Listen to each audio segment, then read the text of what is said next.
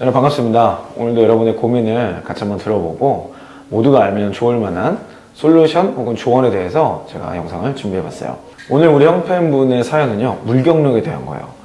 많은 분들이 물경력 때문에 고민이 정말 많으신데 이분의 사연을 함께 보면서 물경력이 되지 않는 관점이나 선택이 어떤 게 있어야 될지 같이 한번 알아보는 시간 갖겠습니다. 오늘은 사연이 조금 있고 여러 가지 생각해야 될 포인트들이 있어서 사연을 읽다 중간중간에 제가 의견을 좀 드리도록 할게요. 안녕하세요. 저는 IT 기업 7개월 차 신입입니다. 일단 저는 제 직무가 좋습니다. 학기 중에 실무자도 땅이 만만치 않은 자격증 2개를 취득했을 정도로 관심과 흥미가 많습니다.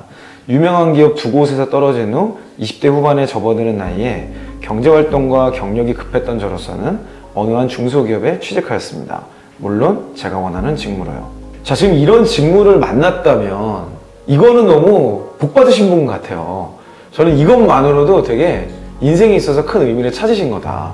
그러니까 너무 걱정하지 마시고 조급하게 생각하지 마시고 천천히 이 길을 계속해서 가시라고 좀 말씀을 드리고 싶어요. 자, 일단 커리어는 잘 시작하셨고 이 시작한 커리어를 어떻게 성장시킬 거냐라는 고민이 있어서 어디에서 시작하는 게 가장 좋을까라는 고민을 다들 많이 하시는 것 같아요. 이 고민 때문에 커리어를 미루시는 분들이 있는데 저는 그거는 진짜 위험한 생각이라고 봐요. 요즘 같은 경제 위기 시즌에는 이거 정말 주의하셔야 됩니다. 제가 예전에 그 미국의 리먼 브러더스 사태, 그 금융위기 시절에 취업을 하지 못하고 그냥 흘려보냈던 분들의 임금표를 분석한 기사를 본 적이 있어요. 그 당시에 커리어를 쌓지 않고 급여가 낮더라도 일단 어디서건 커리어를 쌓았던 사람이 경제가 회복된 뒤에 다시 급여가 올라가거나 새로운 기회를 얻는 거하고 그때 그냥 경제 어차피 어려우니까 이때는 그냥 뭐 할 수 있는 게 없다 이렇게 해서 그냥 지나간 사람하고는 임금 격차가 굉장히 큰 걸 본 적이 있습니다. 그 당시의 급여와 지금의 급여를 비교해도 8% 이상 낮은 걸 볼 수 있대요. 그러니까 벌써 10몇 년 전 데이터니까 그 당시 임금과 지금 임금을 비교했을 때도 8%가 낮은 거니까 지금 화폐 가치를 환산해보면 엄청나게 낮은 임금을 가지고 있는 걸 알 수 있죠. 자, 지금 우리나라의 경제 상황이 사실 쉽지 않습니다. 이런 시기에 여러분들이 공백기가 길어지거나 커리어 시작 자체가 늘어지는 것은 절대 피하셔야 될 요소니까요. 중소기업에서라도 여러분이 원하는 직무가 있다면 커리어를 시작하셨으면 좋겠어요. 자, 그럼 계속 읽어보도록 하겠습니다. 그런데 입사 초기에는 잘 몰랐으나 회사에서 점점 실무를 익힐수록 직무, 업무 정체성에 혼란이 옵니다. 더 정확히 말씀드리면 직무의 10% 미만에 해당하는 극히 일부의 간단한 업무만 수행합니다. 이 포인트는 제가 좀 이야기할 거지가 여러 가지가 있는데요. 사실 신입사원이라면 지금 입사하신 지 1년도 안 됐잖아요.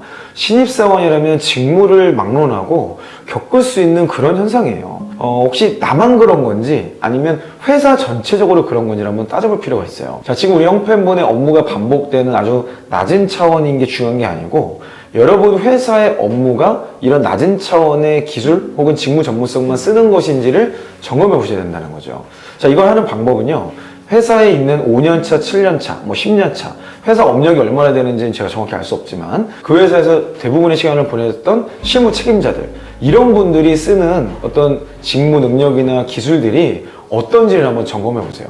그분들도 반복적인 업무만 하고 있고 난이도가 별로 없는 일들을 하고 있다면 사실은 여러분들도 몇 년이 지나도 이 회사에서 커리어를 쌓는다는 게 그런 큰 의미가 없이 그냥 그때도 이런 반복적인 업무만 할 확률이 굉장히 높습니다. 근데 만약에 정말 그런 회사라면 이미 회사는 망하지 않았을까요? 코로나 이후에 굉장히 어려움이 많은데 그때를 잘 버티고 있다라면 어떤 경쟁력이 있다는 뜻일 것 같거든요.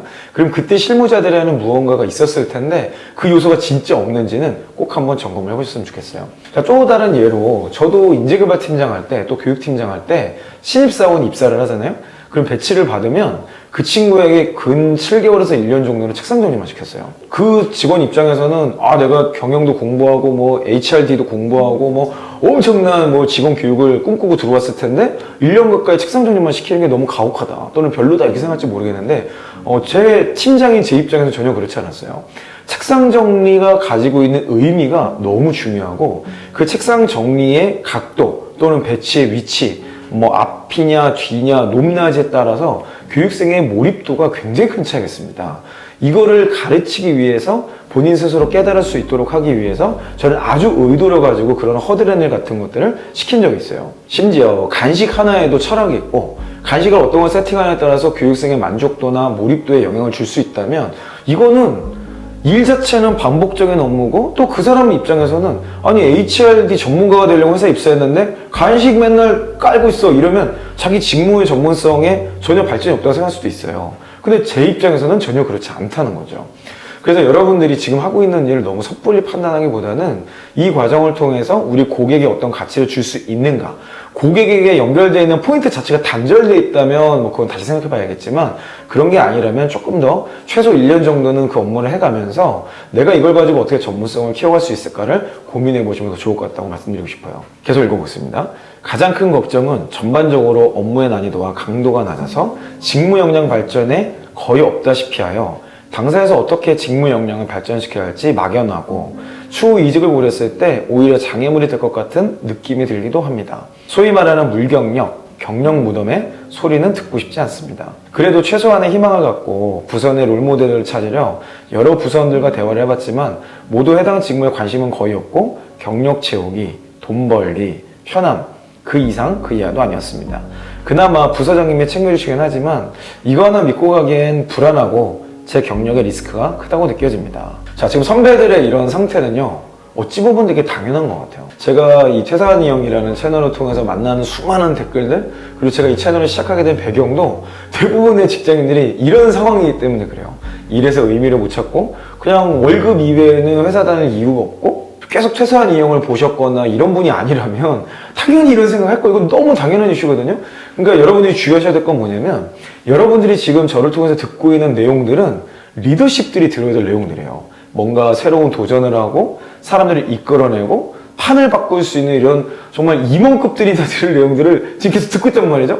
그러니까 여러분들이 그 내용을 가지고 갑자기 주변 사람들을 판단하는 잣대로 쓰기 시작하잖아요. 그러면 여러분들 안에 굉장한 혼란과 답답함이 있을 수 있습니다. 그러니까 너무 거기에 함몰되지 마시고 여러분들은 저걸 어떻게 돌파할 수 있을까를 꼭 생각하시는 관점으로 지금 이런 것들을 학습하셨으면 좋겠어요. 자, 그런데 그런 생각하는 사람들이 아무리 많더라도 경력 개발 측면에서 우리가 점검해 볼 포인트는 있어요. 이전에 있던 회사 중에 퇴사자가 분명히 있을 거 아니에요. 그 사람들이 지금 어디 가서 뭘 하고 있는지 한번 물어보세요. 근데 그 사람들이 뭐 이 회사에서 열심히 일은 했는데 퇴사하고 나서 이렇다 할 경력 경로도 없고 커리어가 없고 뭐 그냥 놀고 있다, 갈 데가 없다, 이러면 이건 여러분의 미래와 별로 다르지 않을 거예요. 근데 이 회사에 있었던 사람들이 퇴사해서 아 뭐 그 누구 김대리라고 있었는데 잘 갔어, 어디 가서 지금 막 떵떵거리고 살아, 뭐 이 과장은 야 이거 어디 팔려가가지고 지금 굉장히 잘 나가던데 뭐 이런 얘기가 있다. 그거는 희망이 있는 거예요. 이런 이전에 이미 있었던 사람들의 내용들을 가지고 여러분들의 미래, 좀 지금 하고 있는 일 자체는 조금 허드렛 일 같고 반복되는 것 같고 직무 전문성도 없는 것 같아도 또 선배들이라고 하는 사람들의 뭐 수준이 내가 생각했던 것, 기대했던 것 정도는 아니더라도 이전에 있던 사람들이 어떤 커리어를 가지고 나갔는지 어떤 활동을 하고 있는지를 한번 점검해 본다면 저는 충분한 기회 요소로 작동될 수도 있다고 봅니다. 여러분이 정말 주의하셔야 될 거를 제가 한 단어로 정리를 하자면 조급함인 것 같아요. 커리어를 위한 도전, 새로운 학습, 성장 다 너무 중요합니다. 그런데 조급함은요, 이 모든 것을 어그러뜨릴 수 있어요. 너무 조급하게 생각하지 마시고 조금 더 길게 보시고 여기에서 어떤 성장과 도전을 할 수 있을지에만 집중하세요. 그리고 이전의 히스토리를 아무리 다 뒤져봐도 도저히 못 찾겠다, 없다라면 그때는 필살기를 만들어서 이직 프로세스를 들어가시면 되는 겁니다. 자, 그럼 형편분의 사연을 마무리해 볼까요? 그래서 집에서 간간히 공부를 하고 있습니다만 이럴 거면 차라리 빨리 회사를 때려치우고 기똥찬 포트폴리오를 만들거나 부족한 공부를 하는 게 낫지 않을까라는 생각이 들기도 합니다. 어떻게 대처해야 현명할지 이 형님의 조언 부탁드립니다. 자, 제가 아주 많은 영상에서 말씀드렸지만 무턱대고 퇴사하는 거는 정말 위험한 생각입니다. 여러분들의 기똥찬 포트폴리오는 퇴근 이후에 또는 뭐 집에 가서 그냥 백수로 있으면서 그것만 집중한다고 나오는 게 아니에요. 업무 현장에서 실제로 수치화된 목표를 달성하는 것이 가장 기똥찬 포트폴리오입니다.